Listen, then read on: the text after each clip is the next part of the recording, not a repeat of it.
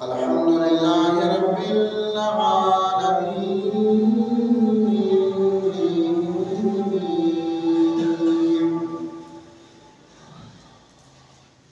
والصلاة والسلام على رسوله الكريم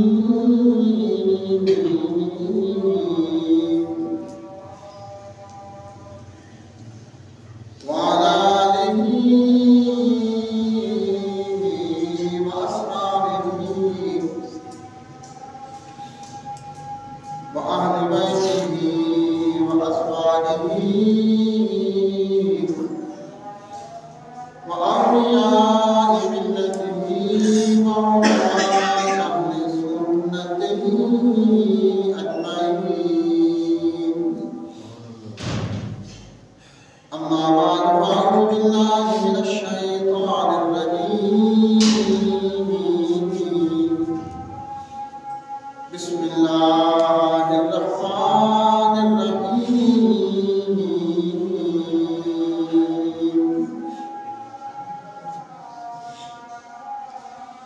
وبشر الصابرين.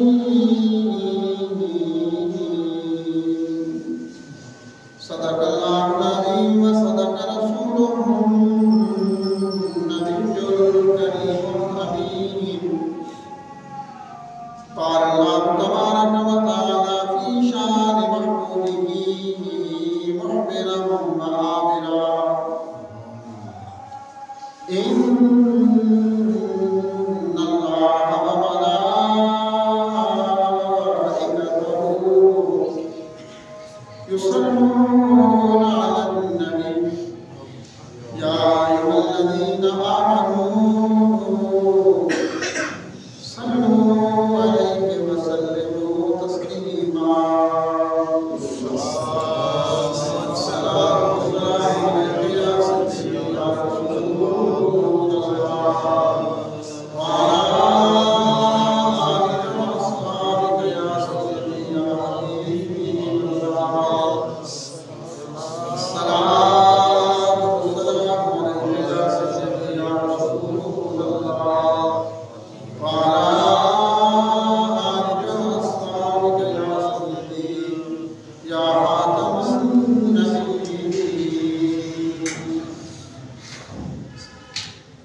حمد و ثنا کے بعد دعا ہے پروردگار عالم مجھے حق کہنے کی آپ کو سن کر ہم سب کو اس پہ عمل کی توفیق عطا فرمائیں. اللہ تعالیٰ کا لاکھ لاکھ احسان اور شکر ہے کہ جس نے جمعہ پڑھنے کے لیے مسجد میں آنے کی سعادت نصیب فرمائی ہے. اللہ تعالیٰ اس مقدس عبادت کے فیض و برکات نصیب فرمائیں اور ہماری زندگی کی تمام خطائیں، غلطیاں، لغزشیں، چھوٹے بڑے گناہ اپنے شان ستاری غفاری کا صدقہ معاف فرمائیں.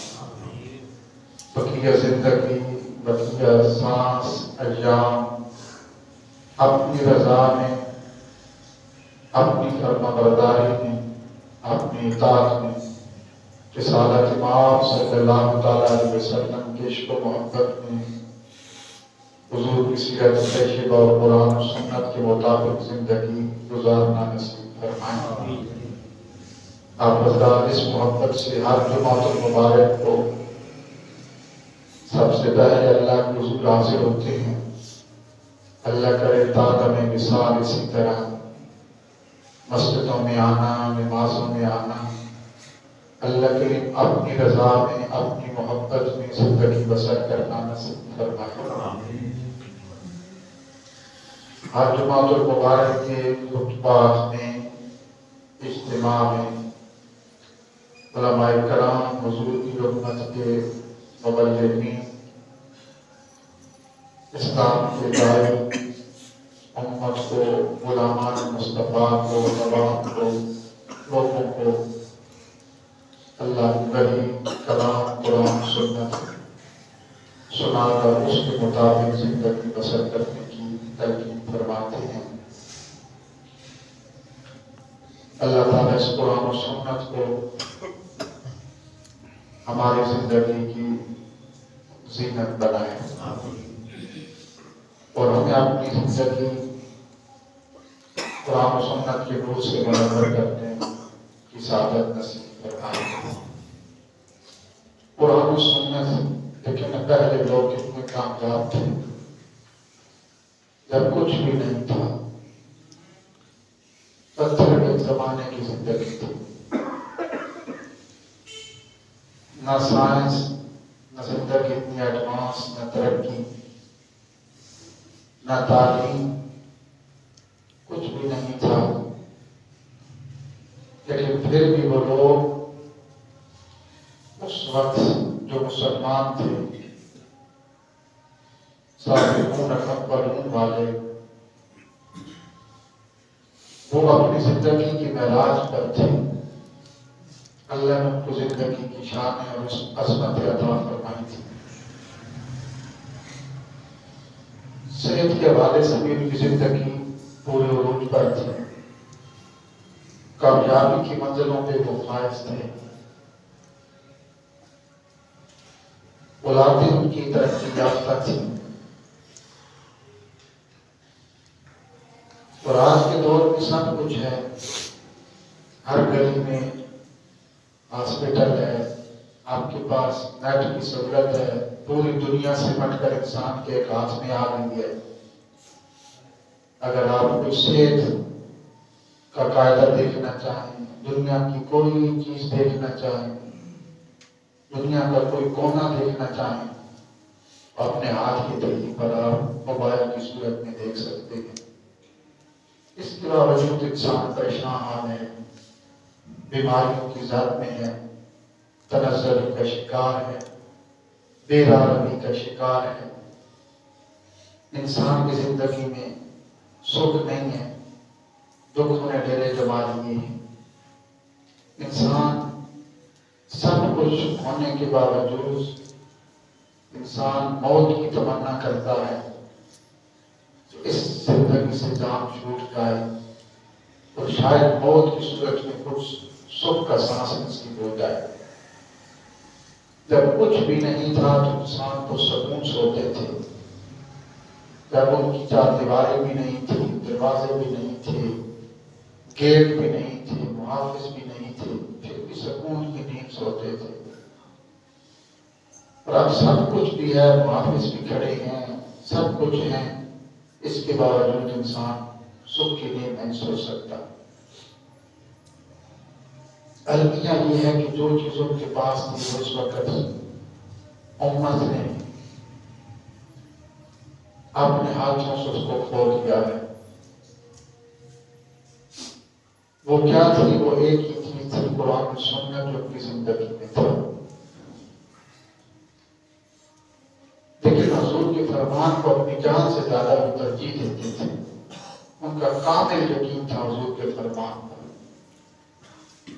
صحابہ کہتے ہیں ہمیں حضور کی فرمان پر اور قرآن پر اپنے زندہ ہونے سے زیادہ یقین تھا۔ اتنا یقین تھا، اتنا توکل تھا۔ آج ہمارے پاس میں بیمار ہو جائیں تو کسی چھوٹے سے کلینک پہ جائیں گے نا، ایک ڈاکٹر بیٹھا ہے، ایک کرسی ہے، ایک ٹیبل ہے رکھ کے، اس کے علاوہ اس کے پاس کوئی چیز نہیں۔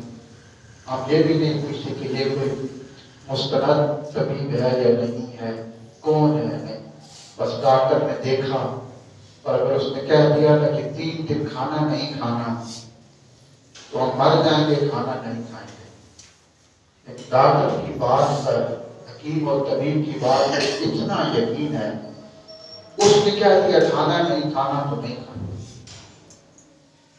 اس نے کہہ دیا یہ نہیں کھانا تو وہ نہیں کھائیں گے، یہ کھانا ہے تو وہ استعمال کریں گے۔ لیکن رسول اعظم اور پیغمبر اسلام کی بات میں یقین نہیں کرتا۔ حضور کے سارے فرماتے عالیہ پر انسان کی زندگی ہے۔ ایک ملک کا بادشاہ تھا،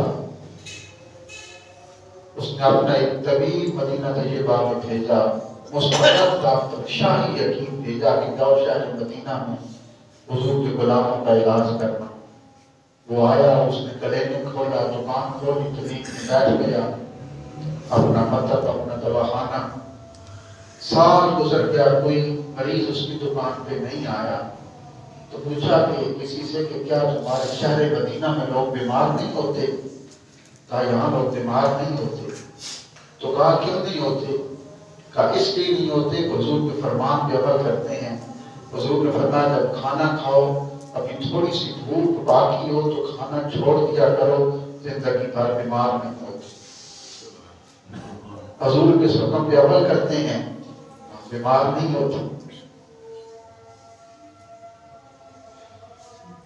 اور ہم تو صحیح پیٹ بھر کے کھانا کھاتے ہیں. یہ وہ صحابہ کرام کی جب اس پہلے سابقون الاولون مسلمانوں کی زندگی کی کامیابی تھی. لیکن ہم نے قرآن کو صرف ایک برکت کے لیے رکھ دیا ہے. صبح اٹھے یاسین پڑھی، 1 سے 12 تلاوت کر دیا، 2 کر دیے، بس بڑا کام ہو گیا. قرآن پڑھ رہے، یہ بھی بڑا ایک برکت، یہ بڑا عمل ہے. لیکن قرآن کریم صرف برکت کے لیے نہیں آیا کہ کسی کی روح نہیں نکل رہی تو آپ وہاں یاسین کی تلاوت کرتے. یاسین یہ تو نہیں نہ کہتی، یاسین تو کہتی ہے الیوم نختم علی، کسی کیا ہے نہ پڑھ دیا یاسین. یاسین میں ہی ہے الیوم نختم علی افواہہم وتکلمنا ایدیہم وتشہد ارجلہم بما کانوا یکسبون. اللہ فرماتا ہے قیامت کے دن منہ کو سی دیا جائے گا، آگ کی سوئی کے ساتھ سی دیا جائے گا، ہاتھوں کو پھر مہر لگا دی جائے گی. وتکلمنا ایدیہم، پھر ہم ہاتھوں سے گفتگو کریں گے. پھر یہ ہاتھ انسان کے مخالف گواہ دیں گے. تکلمنا ایدیہم، ہاتھوں سے گفتگو کریں گے، ہاتھ بتائیں گے اس نے ہمارے ساتھ کیا کیا کیا. وتشہد ارجلہم، اور پاؤں انسان پر گواہی دے گی کہ یہ ہمارے ساتھ چل کر کہاں گیا تھا. مسجد میں جانے کی بجائے یہ سینموں میں، غلط جگہوں پر، بازاروں میں جاتا رہا. یا اللہ کے انسان کے ہاتھ، انسان کا ایک ایک اس انسان کے پاؤں، انسان کی آنکھیں اور زبان قیامت کے دن انسان کی مخالف ہو جائے گی. یاسین تو یہ سکھاتی ہے نا، صرف یہ نہیں اٹھی اور چوم لی اور پڑھ کے پاس نکل گئے. اس نے یہ بھی پڑھ لیا ہوتا نا یاسین پڑھتے وقت کہ یہی زبان قیامت کے دن ہمارے مخالف ہوگی، یہی آنکھیں مخالف ہوں گی، یہی ہاتھ مخالف گواہی دیں گے، یہی پاؤں مخالف گواہی دیں گے. تو اس وقت پھر سارا دن جو ہے وہ انسان کوئی غلط کام نہ کرتے. ہم نے دیکھیں نا قرآن جتنا بھی ہے، ہم قرآن میں پڑھتے ہیں نا انا للہ و انا الیہ راجعون، یہ آیت تجربہ کس کی راضی پھر مار گیا تو پڑھ اس کی بھی پکی ہو گئی. اب مسجد میں اعلان کرنے والی بھی یہی کہتے ہیں انا للہ و انا الیہ راجعون، جبکہ اللہ تعالیٰ کے جو اسم اعظم ہے ان میں سے یہ ایک اسم اعظم ہے. حضرت ام سلمہ تھی نا، حضور کی صحابیہ، جن کے شوہر کا نام تھا ابو سلمہ. ان کو آپس میں بڑی محبت تھی اور یہ شہر مدینہ کی بڑی مثالی جوڑی تھی میاں بیوی کی. بڑی ٹوٹ کر ایک دوسرے سے محبت کرتے تھے میاں بیوی. بڑی توجہ سے یہ بات سننا، بڑی محبت کرتے تھے. ام سلمہ اور ابو سلمہ بڑی محبت آپس میں کرتے، ایسے کرتے کہ کھانا اکٹھا پکاتے. اگر ام سلمہ آٹا گوندھ رہی ہیں تو ابو سلمہ آگ جلاتے، برتن اکٹھے دھوتے، جھاڑو دو تھے گھر میں اکٹھے مل کر جھاڑو لگاتے، کپڑے اکٹھے دھوتے تھے، ایک دوسرے کی کنگھی کرتے تھے. یعنی شہر مدینہ کی یہ میاں بیوی کی ایک مثالی جوڑی تھی اور دونوں حضور کے عاشق تھے اور ٹوٹ کر حضور سے عشق کرتے تھے. ابو سلمہ جاتے نا حضور کے دربار میں تو واپس آتے تو ام سلمہ کہتی آؤ نا میرے پاس بیٹھو. ابو سلمہ بتاؤ نا اب حضور نے کون سا لباس زیب تک پر مار رکھا تھا، حضور کے کپڑے کیسے تھے، حضور کے امامہ شریف کیسا تھا، حضور کیسے لگ رہے تھے، حضور کے چہرے پہ مسکراہٹ کیسی تھی، حضور نے گفتگو فرمائی تو کیا فرمایا. آج ساری باتیں سناؤ نا. حضور نے زیادہ کس کی طرف توجہ کی، سب سے آگے کون بیٹھے ہوا تھا. ابو سلمہ تم کہاں تھے، حضور کہاں تھے، تم نے بھی حضور کی دست بوسی قدم بوسی کیا یا نہیں. ابو سلمہ بیٹھتے تھے، ساری حضور کی مجلس سے پاک کی باتیں سناتے، ابو بکر وہاں تھے، عمر وہاں تھے، میں تھا، عثمان وہاں تھے، مولا علی وہاں تھے، حضور اس کی طرف دیکھے مسکرائے، حضور نے یہاں پر جلال کا اظہار فرمایا، یہ کیا وہ کیا، حضور نے ایسے کپڑے دے کے تھا، حضور تشریف لائے ایسے لگ رہی تھی جیسے چاند چمک رہا تھا۔ تو ساری باتیں ابو سلمہ حضور کو ام سلمہ کو بیٹھ کے سناتے رہتے، اور پھر ام سلمہ کہتی اب جاؤ نماز کا وقت ہو گیا، جاؤ۔ پھر آتے تو پھر اچھا نماز پڑھی ہے، کہاں پڑھی تھی، کیسے پڑھی تھی، حضور نے کون سی قرات فرمائی تھی، اچھا۔ پھر میاں بیوی سارا گھر کا مل کر کام کرتے تھے۔ شہر مدینہ میں اس جوڑی کی، میاں بیوی کی ایک مثال دی جاتی تھی محبت اور عشق، اتنی یہ کمال کی جوڑی تھی ام سلمہ کی اور ابو سلمہ کی۔ اور پھر ایک دن ابو سلمہ آئے نا، تو ام سلمہ نے کہا کہ آج سناؤ حضور نے کیا فرمایا۔ تو ابو سلمہ نے کہا کہ آج حضور فرما رہے تھے کہ اللہ تعالیٰ کی اسم اعظم میں سے بہت بڑا اسم اعظم ہے اِنَّا لِلَّهِ وَإِنَّا إِلَيْهِ رَاجِعُونَ۔ جو بندہ کثرت سے اس کا ذکر کرتا ہے نا، اللہ تعالیٰ اس کو جو اس کے پاس ہے اس سے بہتر عطا فرماتا ہے، اس سے بہتر، کئی گنا بہتر عطا فرماتا ہے جو اس سے پاس ہے۔ یہ ام سلمہ نے سن لیا آپ سے، حضور نے یہ ارشاد فرمایا۔ ابھی چاند دن گزرے تھے کہ ابو سلمہ کا انتقال ہو گیا، شوہر کا انتقال ہو گیا۔ اب حضرت ام سلمہ ہیں بیٹھ میں، ابو سلمہ کی بات یاد تھی کہ حضور نے فرمایا تھا کہ اگر تم کثرت سے اِنَّا لِلَّهِ وَإِنَّا إِلَيْهِ رَاجِعُونَ کا ذکر کرو گے نا، تو جو تمہارے پاس ہے، اولاد ہے، گھر ہے، دولت ہے، صحت ہے، اللہ اس سے کئی گنا بہتر عطا کرے گا۔ اب ام سلمہ تسبیح لے کر مصلی پہ بیٹھنے، ابو سلمہ کو یاد کرتی ہیں، دن رات اکٹھا بیٹھنا، سونا، کھانا پینا، چلنا، کام کاج تھا۔ ابو سلمہ چلے گئے، اب ام سلمہ رو رو کر بیحال ہو گئی، آنکھوں کی بینائی کمزور ہو رہی ہے، کسی سے بات نہیں کرتی، اور تسبیح ہاتھ میں ہے، اور ابو سلمہ شوہر کی بات یاد تھی کہ حضور نے فرمایا تھا کہ اِنَّا لِلَّهِ وَإِنَّا إِلَيْهِ رَاجِعُونَ پڑھو گے تو اللہ تمہیں پہلے سے بہتر عطا کرے گا۔ کہتی تھی یا اللہ ابو سلمہ تو چلے گئے، ابو سلمہ سے بہتر تو کوئی شوہر نہیں ہو سکتا، ادھر پڑھ بھی رہی ہیں وہی وظیفہ جو تھا نا، اِنَّا لِلَّهِ وَإِنَّا إِلَيْهِ رَاجِعُونَ، اِنَّا لِلَّهِ وَإِنَّا إِلَيْهِ رَاجِعُونَ، اِنَّا لِلَّهِ وَإِنَّا إِلَيْهِ رَاجِعُونَ، کثرت سے پڑھتی جا رہی ہیں، کثرت سے یہ وظیفہ پڑھتی جا رہی ہیں، تسبیحات میں ہے اور یہ کثرت سے پڑھ رہی ہیں۔ لیکن ذہن میں آتا ہے کہ ابو سلمہ سے تو بہتر کوئی خامد نہیں ہو سکتا، یا اللہ ابو سلمہ سے، میرے شوہر سے بہتر کوئی خامد نہیں ہو سکتا، وہ تو فوت ہو چکا ہے، اس سے بہتر مجھے شوہر کب ملے گا۔ اور ساتھ تیرے رسول کا یہ فرمان کہ اِنَّا لِلَّهِ وَإِنَّا إِلَيْهِ رَاجِعُونَ، کثرت سے پڑھو گے تو اللہ اس سے بہتر دے گا۔ پڑھ بھی رہی ہیں یا اللہ ابو سلمہ سے بہتر کون شوہر ہوگا، وہ تو فوت ہو چکا ہے، پڑھتی بھی جا رہی ہیں، روتی بھی ہیں، دن گزرتے جا رہے ہیں۔ کسی نے کہا کیا پڑھتی ہو، کہا اِنَّا لِلَّهِ وَإِنَّا إِلَيْهِ رَاجِعُونَ پڑھتی ہو۔ کہا کیوں پڑھتی ہو، کہا اس لیے پڑھتی ہوں کہ حضور نے فرمایا تھا کہ یہ اسم اعظم ہے، جو اس کی تلاوت کرتا ہے، کثرت سے اس کو پڑھتا ہے، اللہ اس کو اپنے سے جو اس کے پاس ہے اس سے بہتر عطا کرتا ہے۔ کہا میں روتی کیوں ہوں، کہا روتی اس لیے ہوں کہ ابو سلمہ جیسا کوئی شوہر تو نہیں تھا جو میرا خامد تھا، جو میرے ساتھ ایک برتن میں کھانا کھاتا ہے، گلاس میں پانی پیتے، کپڑے اکٹھے دھوتے، کوئی سے پانی اکٹھا لے کے جاتے، سے مالی اکٹھی ہوتی، اس سے بہتر کون تھا۔ روتی اس لیے ہوں کہ ابو سلمہ سے بہتر کوئی شوہر نہیں مل سکتا، پڑھتی اس لیے ہوں کہ حضور نے فرمایا تھا کہ اس سے بہتر اللہ عطا کرے گا۔ تو کہا تجھے یقین ہے، کہا اپنے زندہ ہونے پر اتنا یقین ہے جتنا حضور کے اس فرمان پر یقین ہے۔ کہا پھر روتی کیوں ہو، کہا روتی اس لیے ہوں کہ ابو سلمہ سے بہتر کوئی نہیں تھا، ایسا کہ کوئی مرد پیدا ہی نہیں ہوگا جو مجھ سے اتنی محبت اور عشق کرے گا جیسا میرا شوہر ابو سلمہ کرتا تھا۔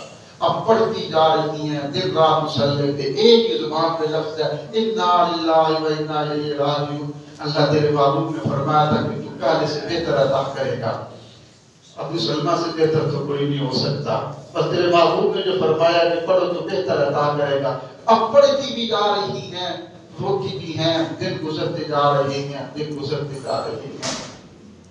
4 مہینے 10 دن عدت پوری ہو گئی آپ کی ام سلمہ کی جب عدت، اور 4 مہینے 10 دن صبح شام ایک ہی وظیفہ پڑھ رہی ہیں، انا للہ و انا الیہ راجعون۔ حضور نے فرمایا اللہ پہلے سے بہتر عطا کرتا ہے، اللہ پہلے سے بہتر عطا کرتا ہے۔ ابو سلمہ تم سے بہتر تو میرا دل کہتا ہے کوئی نہیں ہوگا، لیکن حضور نے فرمایا اللہ پہلے سے بہتر عطا کرتا ہے۔ کثرت سے پڑھتی جا رہی ہیں، جب عدت مکمل ہو گئی 4 مہینے 10 دن مصلی پہ گزر کے پڑھتے پڑھتے پڑھتے ایک انسانی عورت چاشت کا وقت ہے، ایک انسانی عورت گھر میں آئی، کہا ام سلمہ کیوں روتی ہو، کیوں کیا پڑھتی ہو، مصلی پہ بیٹھ کے اٹھتی نہیں؟ کہا کیا بتاؤں، بس ابو سلمہ یاد آتا ہے، نشور یاد آتا ہے، دن رات اکٹھے گزرتے تھے، حضور کی مجلس میں جاتا تھا، حضور کی باتیں سنایا کرتا تھا، کام اکٹھا کرتے تھے، اٹھتے بیٹھتے۔ ابو سلمہ کا سب کوئی ہو نہیں سکتا، اس کی جدائی یاد آتی ہے تو سینہ پھٹتا ہے، کلیجہ منہ کو آتا ہے، یاد کر کے روتی ہوں۔ پڑھتی کیا ہو؟ کہا حضور نے فرمایا تھا انا للہ و انا، توجہ فرمانا، حضور نے فرمایا تھا انا للہ و انا الیہ راجعون، کثرت سے پڑھا کرو، توجہ، کثرت سے پڑھا کرو، اللہ تمہیں پہلے سے بہتر عطا کرے گا۔ لیکن تو جانتی ہے انصاریہ کہ ابو سلمہ سے تو بہتر کوئی نہیں ہو سکتا۔ لیکن اس نے پوچھا پھر حضور کے اس فرمان میں یقین ہے؟ کہا جان سے بھی زیادہ یقین ہے۔ تو کہا پھر سن لو تمہارا یہ وظیفہ قبول ہو گیا۔ کہا وہ کیسے؟ اللہ نے مجھے ابو سلمہ سے اور ابو سلمہ سے بہتر شور عطا کر دیا، اس سے بہتر تو پیدا ہی کوئی نہیں ہوا، ابو سلمہ سے بہتر میرا شور ہو ہی نہیں سکتا۔ کہا نہیں، اللہ نے تیرا وظیفہ قبول کر لیا ہے۔ کہا بتاؤ کیسے؟ کہا حضور نے مجھے بھیجا ہے اور نکاح کا پیغام دے کے بھیجا ہے۔ حضور فرماتے ہیں ام سلمہ میں کوئی سے نکاح کرنا چاہتا ہوں۔ چیخ نکل گئی، یا اللہ اتنا اس وظیفے کی اتنی برکت، اتنا اس میں اعظم کی برکت تھی، میں سوچتی تھی کہ ابو سلمہ سے بہتر کوئی نہیں ہوگا، اور اللہ نے اپنا محبوب عطا کر دیا، اس کائنات کا مختار کل نبی عطا کر دیا، کہ روشن رہی۔ اس وظیفے کی برکت سے اللہ تعالیٰ نے حضرت ام سلمہ کو حضور عطا فرمایا، پھر حضرت ام سلمہ کو حضور سے نکاح ہو گیا۔ تو بتا یہ رہے تھے، پڑھ رہے تھے کہ ہم نے صرف قرآن کریم کو صرف کس لیے رکھا ہے؟ پڑھ کر کے ہی رکھا۔ انا للہ و انا الیہ راجعون، کوئی مرد ہے جو بس پڑھنا، اس کے علاوہ پڑھنا نہیں ہے۔ حضور کی اتنا فرمان پہ یقین نہیں ہے، قرآن پہ اتنا یقین نہیں ہے، وہی بات پہلے والی جتنا میں ڈاکٹر کی بات بھی یقین ہے۔ ڈاکٹر کہہ دے کہ 2 دن کھانا نہیں کھانا، جو نہیں کھائیں گے مر جائیں گے، نہیں کھائیں گے، ڈاکٹر نے کہا ہے، لیکن رسول اعظم کے فرمان پہ یقین ہے، اتنا نہیں، قرآن پہ اتنا یقین نہیں ہے۔ ایک صحابی تھی جن کا نام تھا حضرت سراقہ بن جوشم رضی اللہ تعالیٰ عنہ۔ حضور جب مکے سے ہجرت کر کے مدینہ طیبہ تشریف لے جا رہے تھے نا، تو حضور وہاں سے نکل چکے تھے، تو رات کے اندھیرے میں ابو بکر صدیق ساتھ ہیں، عامر بن فہرہ ابو بکر کا غلام ساتھ ہے۔ حضور معروف راستوں کو چھوڑ کر غیر معروف راستوں سے سمندر سے ہوتے مدینے کے جانے پڑ رہے تھے۔ تو ابو جہل نے ایک اعلان کر دیا کہ جو حضور کا بتائے گا یا حضور کو پکڑ کے لائے گا، حضور کی نشاندہی کرے گا، اس کو سرخ رنگ کے 100 اونٹ دیے جائیں گے۔ یعنی آپ دیکھیں قیمتی گاڑی سرخ رنگ کے برابر ہو سکتی تھی، بہت بڑا انعام تھا۔ سراقہ بن جوشم اور دیگر جو بڑے بڑے کافر تھے، گھوڑے لے کر حضور کی تلاش میں پھر رہے، 100 اونٹ مل جائیں گے۔ ایک سرخ رنگ کا جو اونٹ تھا اس وقت کے سردار استعمال کرتے تھے، سرخ رنگ کے 100 اونٹ مل جائیں گے، نایاب اونٹ ہوتے تھے۔ اب سراقہ بن جوشم چلتا چلتا حضور کے پیچھے پہنچ گیا، نظر آ گیا کہ حضور جا رہے۔ جب پیچھے پہنچا نا تو ابو بکر صدیق نے آنکھ سنی تو مڑ کر دیکھا، کہا حضور کوئی کافر پیچھا کر رہا ہے۔ پتھریلی زمین تو حضور نے پڑھ کر دیکھا، نگاہ نبوت سراقہ بن جوشم پہ پڑی، گھوڑے کے پاؤں اس پتھریلی زمین پہ پھنس گئے۔ ڈر گیا، کام گیا، کہا معاف کر، آپ کا پیچھا نہیں کرتا۔ حضور نے فرمایا ٹھیک ہے۔ حضور تھوڑا سا آگے چلے اور پھر پیچھا کرنے لگا۔ جب پھر پیچھا کیا نا تو حضور رک گئے، فرمایا سراقہ بن جوشم قریب آ۔ قریب آ، اس نے کہا حضور میں معافی مانگتا ہوں، اب ایسا نہیں کروں گا، میں جانتا ہوں آپ سچے ہیں، آپ کو دیکھتا ہوں تو میرے گھوڑے کے پاؤں پتھریلی زمین میں دھنس جاتے ہیں، اللہ کی مدد آپ کے ساتھ ہے۔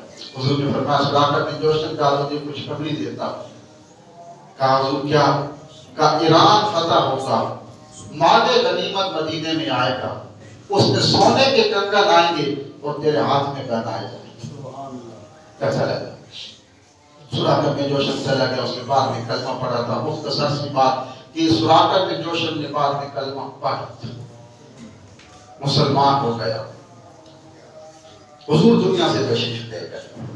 اب مسلمان جو تھے یہ جنگیں کر رہے تھے، خیبر کے مقام پر مسلمان لڑ رہے تھے، خیبر کے کافی سارے قلعے تھے، ایک قلعہ تھا بہت بڑا جس حضرت مولا علی باغ میں دروازہ اٹھا کر پھینکا تھا، اور بھی کئی قلعے تھے خیبر کے جہاں بھی یہود کی بستیاں تھیں، یہود کے ڈیرے تھے۔ ایک ایسا قلعہ تھا خیبر کا جو مسلمانوں سے پتہ نہیں ہو رہا تھا، کئی مہینے گزر چکے تھے، مسلمان محاصرہ کر کے بیٹھے ہوئے تھے، لیکن وہ قلعہ فتح نہیں ہوا تھا۔ اس قلعے کے دروازے کی حفاظت پر کئی سو جنگجو اندر موجود تھے جو قریب کسی کو نہیں آنے دے رہے تھے۔ مسلمان جو تھے حوصلے پست ہو رہے تھے، تو سراقہ بن جوشم نے کہا اب ایک طریقہ ہے، بجائے اس کے کہ ہم واپس چلے جائیں، ایک طریقہ ہے اس قلعے کو فتح کرنے کا۔ کہا وہ کیا؟ کہا طریقہ یہ ہے کہ تم مجھے منجنیق میں ڈال کر قلعے کی دیوار کے اندر پھینک دو، میں اندر جا کر اس دروازے کو کھول دوں گا۔ تو انہوں نے کہا سراقہ بن جوشم جانتے ہو اندر تقریباً روایت میں آتا ہے کہ 700 جنگجو طاقتور سپاہی اسلحے سے لیس اس دروازے کی حفاظت پر مامور ہے، تو اندر جب ان کے اوپر گرے گا تو وہ تیرے ٹکڑے ٹکڑے کر دیں گے۔ سراقہ بن جوشم نے کہا کہ وہ میرا ایک بال بھی نہیں توڑ سکتے۔ کہا کیوں؟ کہا اس لیے کہ حضور نے فرمایا تھا سراقہ بن جوشم ایران فتح ہوگا، مال غنیمت آئے گا، سونے کے کنگن آئیں گے، تیرے ہاتھ میں پہنائے جائیں گے۔ ابھی تک ایران فتح نہیں ہوا، ابھی تک مال غنیمت نہیں آیا، ابھی تک میرے ہاتھ میں سونے کے کنگن نہیں پہنائے گے۔ جب تک سونے کے کنگن میرے ہاتھ میں نہیں پہنائے جاتے اس وقت تک مجھے موت نہیں آ سکتی۔ یہ 700 کیا اگر 7,000 بھی ہوں تو میرا ایک بال بھیگا نہیں کر سکتے، اس لیے کہ اللہ کے رسول کا یہ فرمان اتنا یقین تھا حضور کی ذات پر، کہ جانتے تو حضور نے فرما دیا۔ مسلمانوں نے جب ان کی یہ دیکھی قوت ایمان کو منجنیق میں ڈال کر اندر پھینکا، سراقہ بن جوشم قلعے کی دیوار سے اندر ان کے اوپر گرے۔ روایت میں آتا ہے کہ 700 سپاہیوں کو آپ نے اپنی تلوار کے ساتھ ان کو قتل کیا اور قلعے کا دروازہ کھول دیا۔ یہ سراقہ بن جوشم کا صحابہ اکرام کا ایمان تھا نا حضور کے فرمان پر، اتنا یقین تھا حضور کے فرمان پر۔ پھر بعد میں جب حضرت عمر کے دور پر جا کر ایران فتح ہوا اور مال غنیمت پھر آتا ہے، اس میں سونے کے کنگن نہیں تھے، اسے کہتا فاروق اعظم نے تلوار نکالی، فرمایا ہو ہی نہیں سکتا۔ حضور نے فرمایا تھا کہ مال غنیمت میں سونے کے کنگن آئیں گے، کہاں ہیں؟ جب تلاشی کی گئی تو ایک حلیف مجاہد تھا، اس کے پاس سے سونے کے کنگن نکلتے ہیں۔ آپ نے لے کر حضرت سراقہ بن جوشم کے ہاتھ میں پہنائے اور فرمایا کہ آج اللہ کے معبود کی خوشخبری پوری ہو چکی۔ یہ وہ صحابہ تھے جن کے پاس کچھ نہیں تھا، نہ ان کے پاس ہاسپٹل تھے، نہ ان کے پاس سکول تھے، نہ ان کے پاس اتنی ترقی تھی، نہ اتنی سائنس تھی، لیکن ان کی اتنی صحت، قوت، طاقت کس لیے تھی؟ کچھ بھی نہیں تھا، سب کچھ تھا، اس لیے ان کے پاس صرف اور صرف قرآن و سنت تھا۔ آج ہمارے پاس سب کچھ ہے اور کچھ بھی نہیں ہے۔ کیا نہیں ہے؟ قرآن و سنت ہے، لیکن اس میں یقین نہیں ہے۔ حضور نے فرمایا کہ آج بھی تم شام کو کھانے پر بیٹھو نا، جیسے کہا تھا حضور نے فرمایا جب کھانا کھاؤ گے تھوڑی سی بھوک باقی ہے تو چھوڑ دیا کرو، ساری زندگی تمہیں کبھی بھی بیماری نہیں لگے گی، کسی قسم کی تو بیماری تمہیں نہیں لگے گی۔ اگر حضور کی بات میں یقین آ جائے قرآن پہ تو آج ہماری صحت، ہماری زندگی، ہماری رونق، ہماری بار پلٹ جا سکتی ہے۔ اللہ کریم قرآن و سنت کے بارے میں توفیق عطا فرمائے، سنت عطا فرمائے۔